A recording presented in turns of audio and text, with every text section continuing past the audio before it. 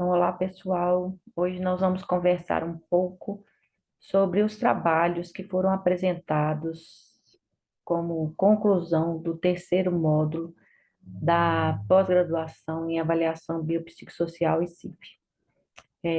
O objetivo dessa atividade foi trazer o conteúdo abordado para uma visão mais prática. Então, a proposta era que os alunos apresentassem um plano de ação onde eles descreveriam as atividades que desenvolvem no seu dia a dia e fizesse uma reflexão com relação à forma como realiza essa atividade e como eles poderiam aprimorar a partir dessa nova abordagem biopsicossocial, que estimula uma nova forma de pensar, uma nova forma de falar e uma nova forma de agir. Eu selecionei três trabalhos que eu pontuei como nota 10, mas tivemos muitos trabalhos interessantes. E gostaria também de destacar que temos um grupo de alunos com grande experiência, então foram trabalhos ricos. Este primeiro trabalho que eu apresento para vocês foi do Paulo Zanetti, e ele fala da interação entre espiritualidade e atendimento médico. Ele faz uma revisão sobre o tema, uma revisão ampla, destaca o quanto esse aspecto ele não é abordado rotineiramente na sua prática profissional e destaca motivos pelos quais isso deve passar a ser incorporado na sua rotina. Além disso, ele destaca os instrumentos e os métodos e outros métodos que ele vai utilizar para passar a utilizar essa abordagem mais ampla, né, biopsicossocial e espiritual. E destaca os benefícios desta abordagem. Então, um trabalho bem completo, com uma ótima fundamentação científica, né?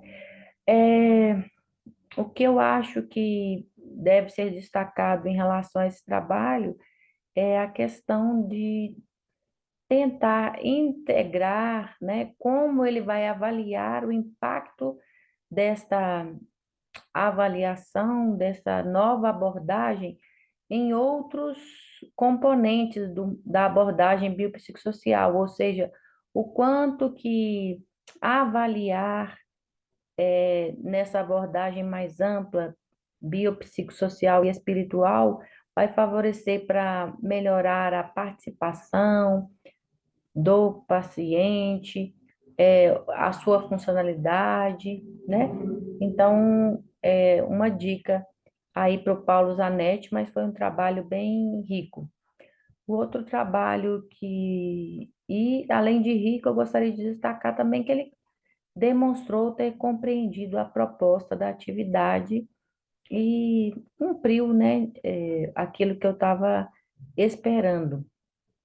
O outro trabalho que eu queria apresentar para vocês, este trabalho foi realizado em grupo pela Cassie e pelo Labate. Como eu havia falado anteriormente, este trabalho, ele queria uma abordagem mais prática, que trouxesse bastante da experiência, da experiência diária de cada um. E esse trabalho, ele fugiu um pouco disso. Ele fez uma revisão bibliográfica extensa,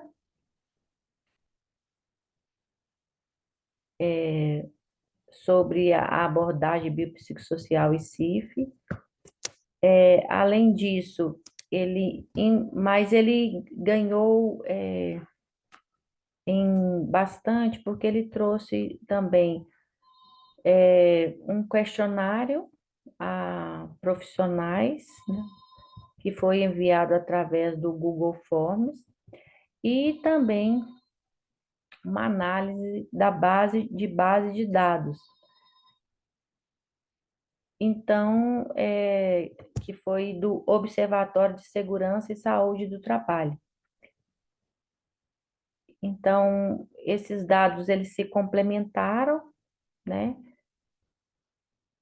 e trouxeram uma informação relevante sobre a importância dos profissionais incorporar essa abordagem no dia a dia. O que eu achei que demonstrou assim, ficou faltando um pouco mais, é demonstrar essa transição. Então, ainda está muito teórico, né? E a expectativa era um pouco mais prática, né? De como aplicar essa abordagem no dia a dia. Mas valorizei bastante o trabalho pelo esforço do grupo em apresentar todos esses aspectos, todas essas fontes de informação, né? Tanto revisão, quanto o questionário, né? Quanto a base de dados. E o outro trabalho que eu gostaria de mostrar para vocês é o trabalho da MITS, que vai abordar o desafio da adesão de pacientes idosos não institucionalizados às orientações de fisioterapia. Então, foi um trabalho também com uma revisão bibliográfica bem fundamentada, apontando de forma prática como é feito o atendimento de fisioterapia nesse contexto, quais são os métodos de avaliação, os instrumentos utilizados, e foi um trabalho que foi enriquecido, mas inclusive apontando, né, quais as alterações em funções do corpo, atividade e participação, os fatores ambientais e pessoais. Então, eu dei a nota 10 para esses três trabalhos.